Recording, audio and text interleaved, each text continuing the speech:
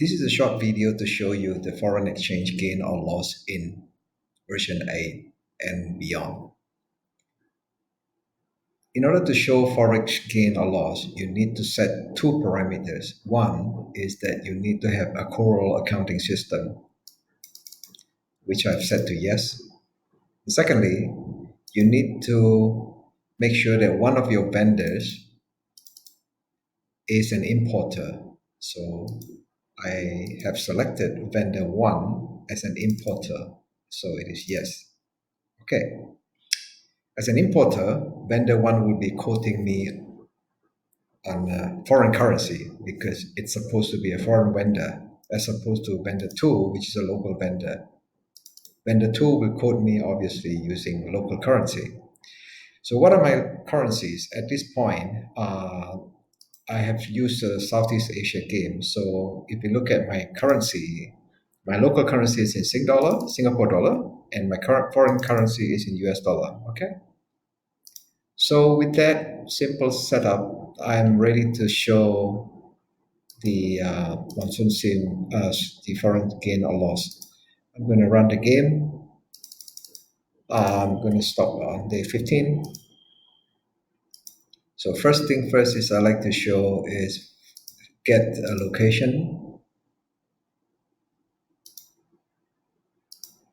Let's get a location. Set up, get a warehouse so that I can import some products. And once it is in, okay, so the warehouse is in. There we go. Jakarta is in. Now I'm going to import some product. Now, again, this is an importer because it's quoting me on US dollar, yes? And this is a local currency, a local vendor, and it's quoting me on local currency.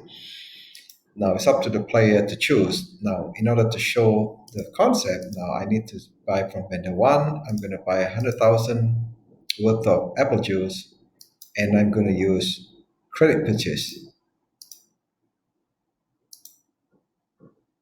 Okay, notice right now that the terms of payment is 5 days upon delivery, yeah?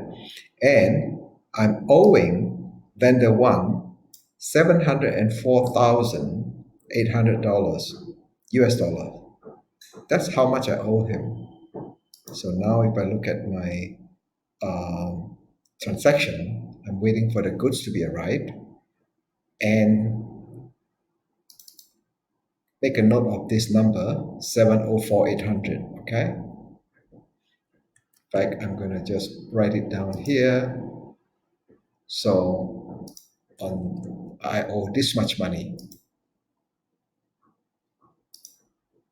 Okay, so it's completed. So the goods has arrived and on day 7. So now I have account payable due on day 11. Now if I look at my account payable, this is the money that I owe, 704,800 US dollar, which is translated to a local currency of 908,000 based on this current rate, today's rate. And the reason is because I'm a local company, so I need to put all my booking in my local currency. So I cannot book under US dollar. So I'm booking it under. So this is how much I owe. All right, 98104. Okay, so today's rate is this. So the rate is this. So now, so the rate is this. So now, this is how much I owe. 983,000, which is what you're seeing here. Now, on the settlement date, which is on 11, unfortunately, the rate has risen to 1.43. So therefore, on day 11, I need to fork out more money in order to pay my vendor this much money. Okay, so how much I owe remains the same, right? But the rate has changed on day 11. It's now 1.4. Okay, so I have booked this much money, but the rate, since the rate has changed, I'm supposed to use this much money to pay up. Okay, let me just make the format the same. I need to pay this much, and therefore my loss is this amount minus this amount, 31,427, because I have to come up with more Singapore dollar to pay the same amount of US dollar that I owe.